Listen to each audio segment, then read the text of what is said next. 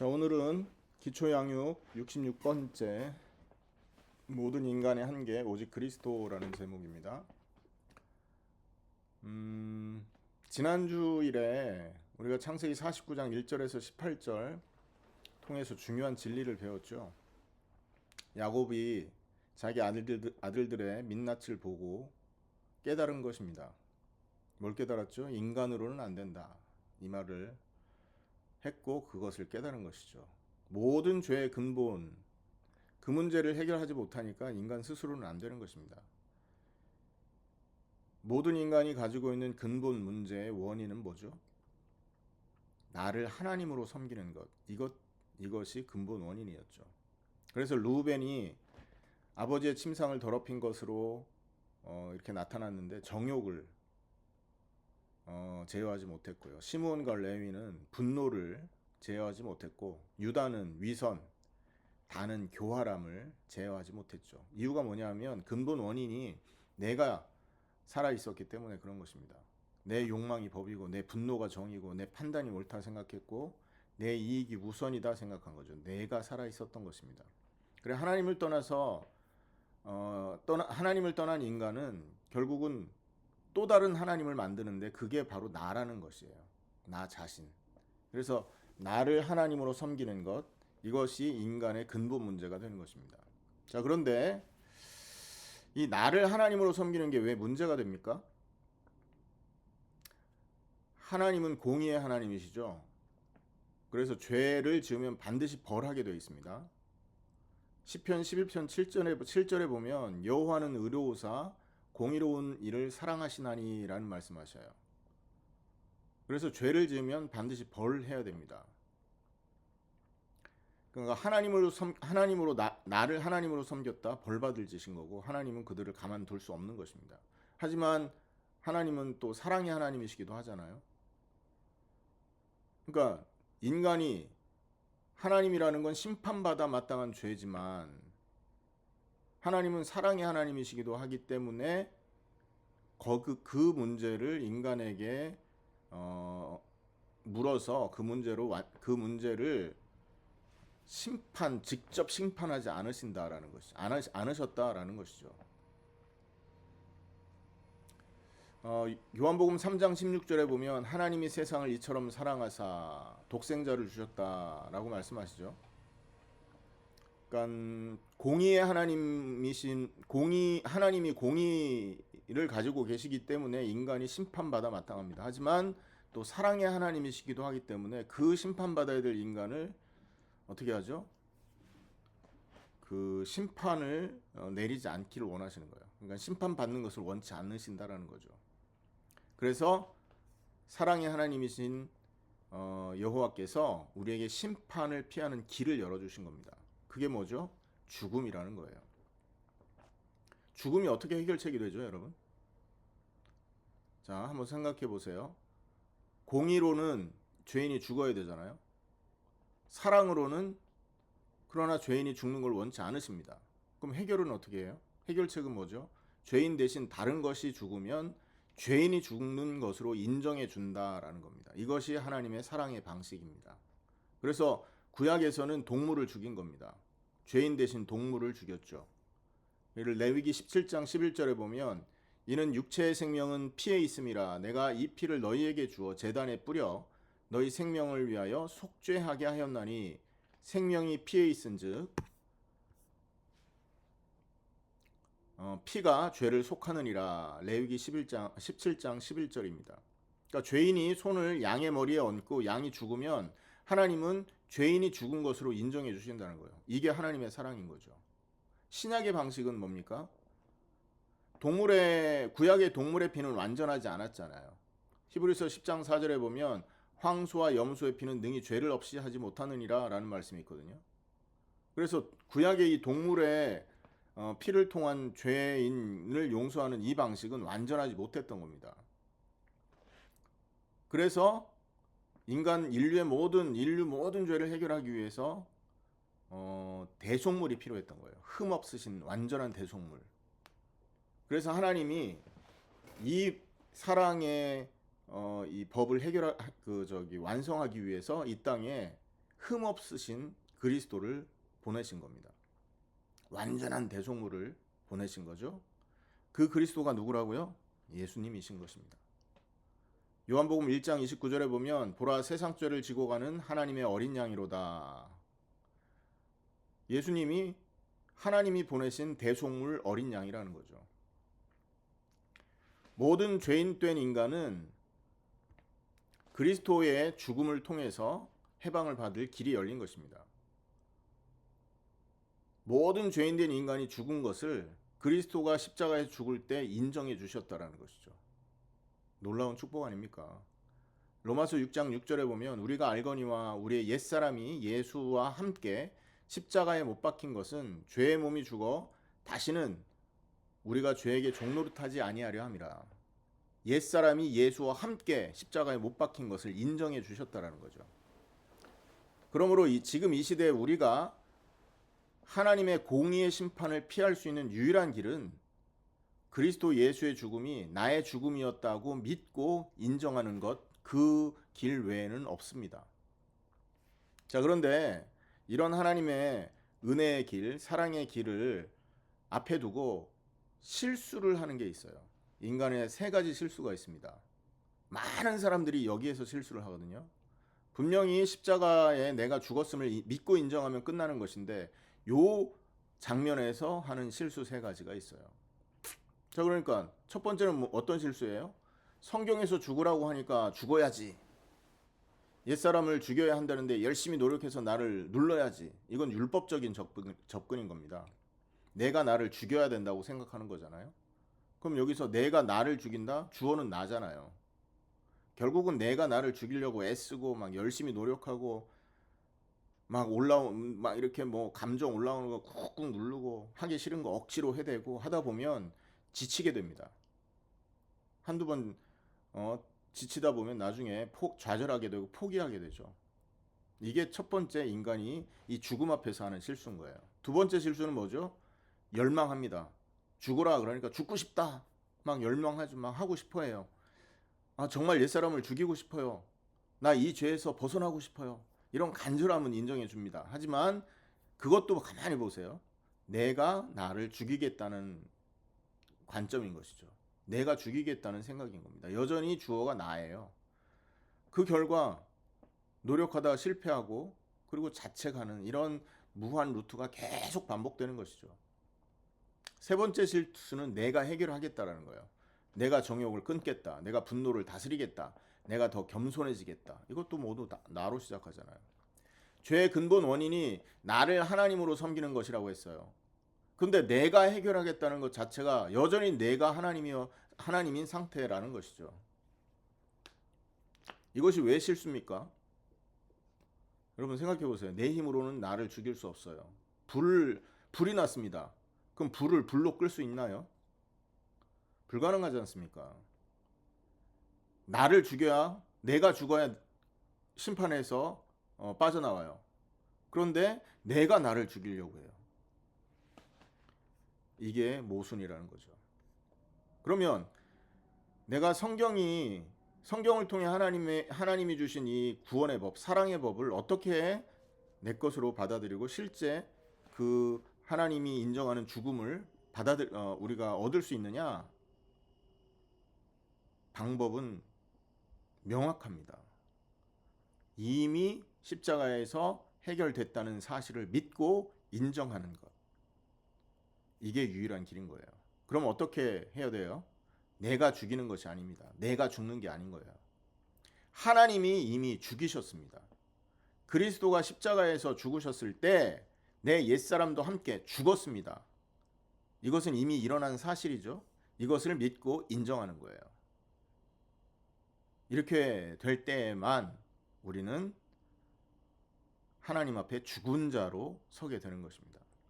로마서 6장 11절에 이와 같이 너희도 너희 자신을 죄에 대하여는 죽은 자로 여길지어다. 여기다 이 말은요. confirm이라고 했죠. 사실로 받아들여라 라는 말입니다. 이것이 유일한 길입니다. 그래서 야곱은 외칩니다. 여호와여 나는 주의 구원을 기다리나이다. 구원은 뭐라 그랬어요? 히브리 말로 예슈아라 그랬죠. 헬란 말로 예수, 영어로 Jesus, 한국말로 예수. 그게 구원이란 말이에요. 창세기 49장 18절은 바로 야곱이 주여 나는 주의 구원 예수를 기다립니다 라고 말을 하고 있다고요.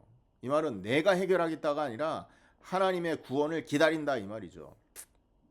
자, 오늘 이 내용을 본문과 연결시켜서 한번 다시 생각해 보겠습니다. 오늘 19절에서 33절은 야곱이 남은 아들들을 축복하고 유언을 남기고 죽는 장면이거든요. 이 본문에서도 동일한 진리가 드러납니다. 모든 인간에게는 한계가 있고 오직 그리스도만이 답이다라는 얘기를 하고 있어요. 자, 본론으로 들어가서 첫 번째 한번 보겠어요. 19절에서 27절입니다.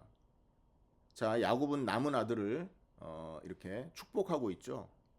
자, 그런데 그 아들들을 한번 가만히 살펴보세요. 아들들이 가지고 있는 한계가 보입니다. 갓을 보세요. 갓은요 군대의 공격을 받습니다. 역습하여 이긴다고 하지만 여러분 이 승리가 얼마나 인간의 힘으로 오래 갈 수 있겠어요? 역습해서 이긴다고 하지만 인간의 힘으로 얼마나 오래 버틸 수 있겠냐 말이죠. 한계라는 겁니다. 아셀 물질적으로 풍요롭습니다. 그런 축복을 받았죠. 그러나 물질이 영혼의 갈급함을 채울 수 있습니까? 물질을 가지고 있으면 더 갈급해지는 것입니다. 얼마나 갈급하면 최근에 무슨 파일이 나와서 뭐 정치인들 난리 났잖아요. 그 돈 많은 사람들 난리 났죠. 모여가지고 막 이상한 짓 하고 어린아이들 죽이고 갈급해서 그런 것입니다. 영혼이 갈급하니까 돈 가지고 해볼 수 있는 걸 다 해보는 거예요. 하지만 채울 수가 없는 거잖아요. 이게 물질의 풍요가 주는 한계라는 거죠. 납달리는요 자유롭습니다. 하지만 납달리는요 노인 암사슴이고 아름다운 소리라고 했어요. 자유와 은사를 말하는데요. 이런 자유로움이 얼마나 오래 가겠냐고요. 이 자유는요 결국은 방종으로 흘러버립니다. 그리고 요셉은 무성한 가지고 담을 넘는다. 가장 풍성한 축복을 얻었죠. 가장 의로워 보입니다. 심지어 형제들의 미움을 받았지만 보복하지도 않았어요. 보디발의 아내의 유혹을 거절했고요. 총리가 되어서 형제들을 용서합니다. 하지만 이런 요셉이 하는 고백을 보면 창세기 49장 24절에 보면 이는 야곱의 전능자의 손을 힘입음이라 라고 말했어요. 요셉조차 하나님의 손을 힘입어야 했다라는 거죠. 요셉도 스스로 의로워진 것은 아닙니다. 스스로 의로웠던 건 아니에요. 자, 베냐민은요 물어뜯는 이리라고 했어요. 굉장히 용맹하겠죠. 하지만 이리의 용맹은 폭력과 약탈로 흐르기가 쉽다라는 거예요. 그래서 이 12아들 모두에게는요 한계가 있는 겁니다. 르벤과 시므온과 레위와 유다 다는요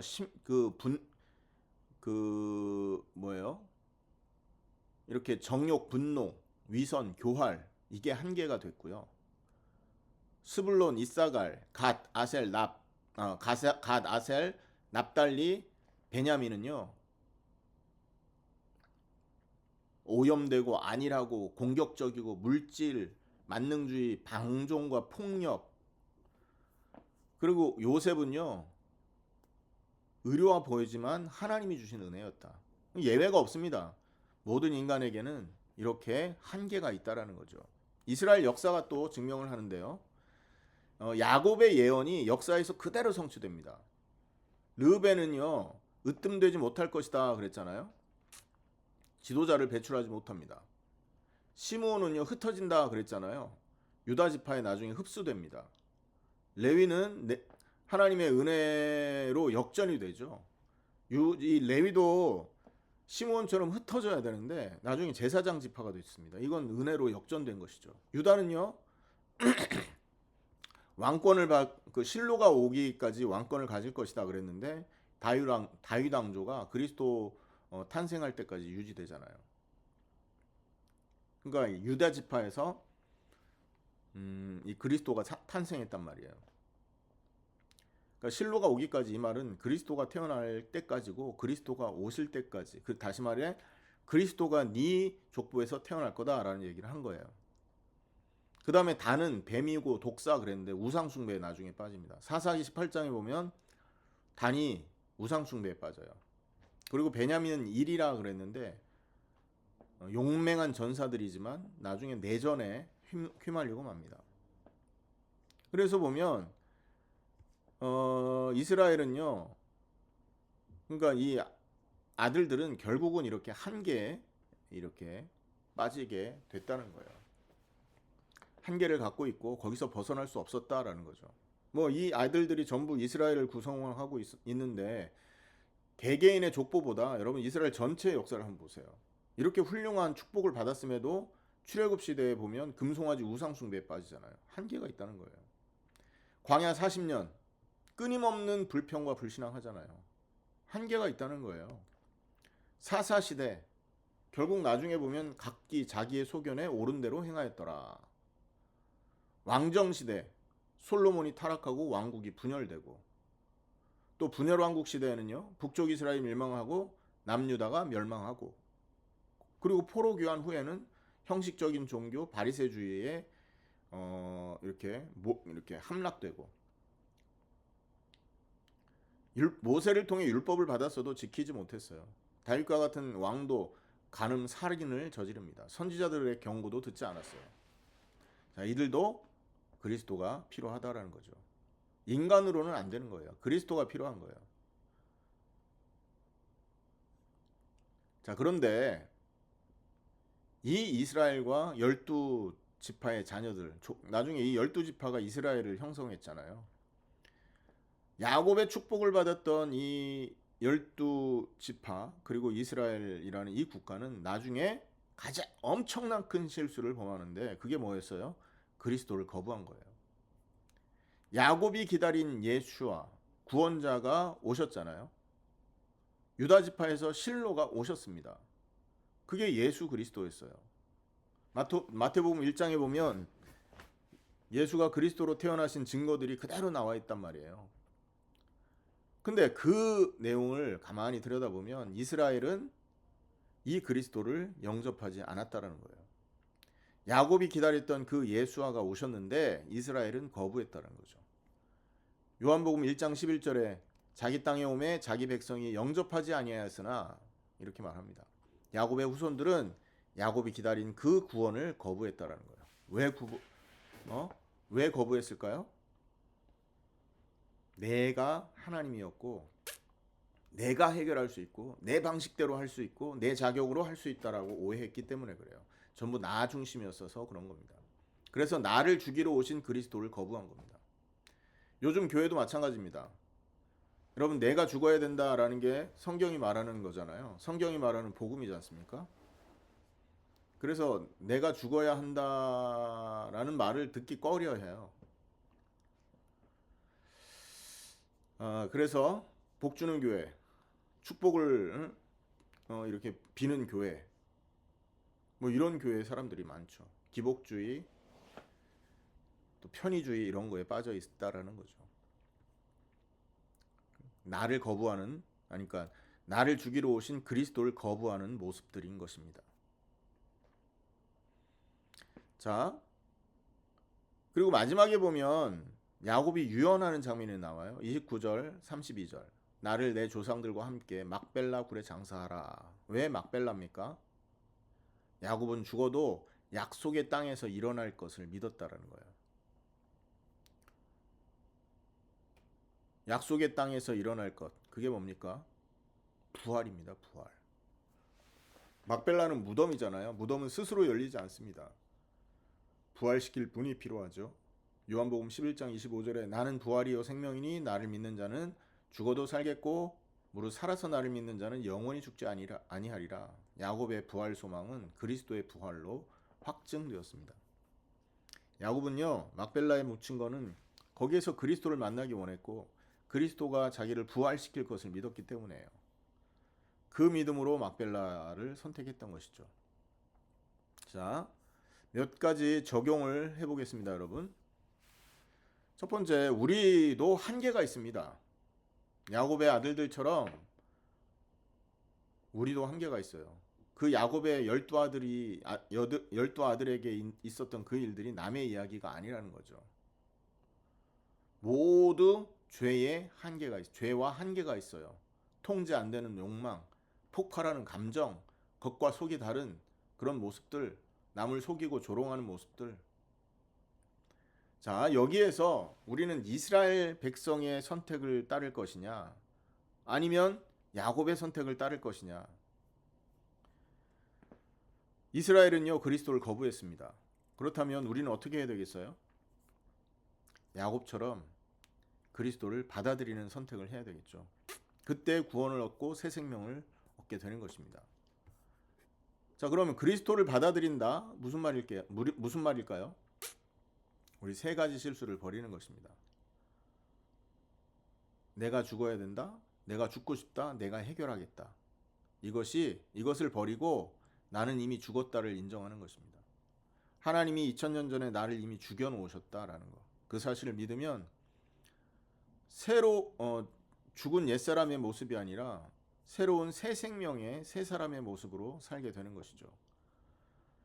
갈라디아 2장 20절에 보면 내가 그리스도와 함께 십자가에 못 박혔나니 라고 말합니다. 이미 못 박혔기 때문에 이 사람은 어떻게 삽니까? 내가 사는 게 아니라 내 안에 그리스도께서 사는 것이에요.